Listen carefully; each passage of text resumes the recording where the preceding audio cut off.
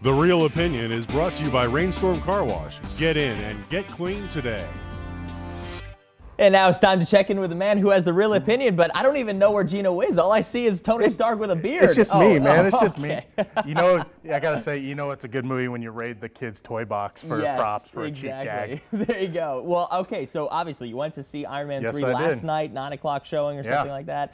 Initial thoughts? Initial thoughts, it wasn't what I expected. It wasn't what I thought it was going to be, but it was still a very good Iron Man movie, and it is the best Iron Man movie, not counting the Avengers. Oh, okay. All right, because that was very Iron Man driven. Technically, definitely. yes. Okay, that's very interesting to me because I felt that the first one was fantastic. The second one was weaker, good, a lot weaker, but dropped off a bit, but still fun and enjoyable. Yeah. But I mean, Robert Downey Jr. is just is fantastic on screen. Just is very, has a lot of charisma.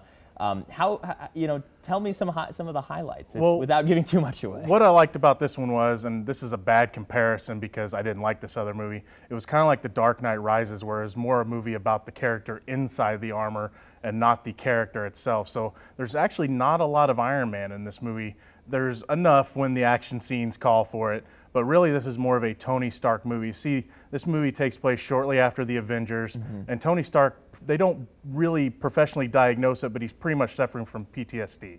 And the events in New York, he's a scientist, he's a tech guy. And then he's invaded by aliens, and he can't explain it. And almost dies. Yeah, he can't explain it, he doesn't get it, and he suffers from panic attacks because of it. And then now the world is getting attacked by a terrorist, which is the Mandarin, and I'll get into that in a bit.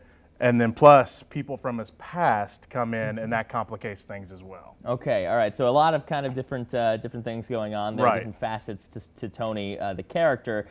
Talk about the Mandarin a little bit. Well, this isn't the Mandarin from the comics, which a lot of people thought, how are they going to do it? Well, it's not the magical rings and everything else. The Mandarin is basically a Osama bin Laden type terrorist. Okay. And he is plotting these several stage attacks, and there's a big end to it, which I'm not going to give away.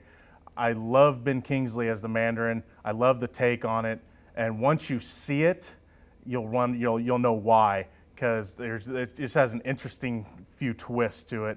And really, I don't think they're done with the character. Even though the movie says they're done, I don't think they're done with the character, and that's really a good thing. Yeah, it leaves you wondering, and that kind of lets you write your own ending to the story. Right. Where does it really end? So, question for you, though. Did you stay past the credits? Is it worth people staying through those credits? Well, it's always worth it for a Marvel movie. There's always going to be something.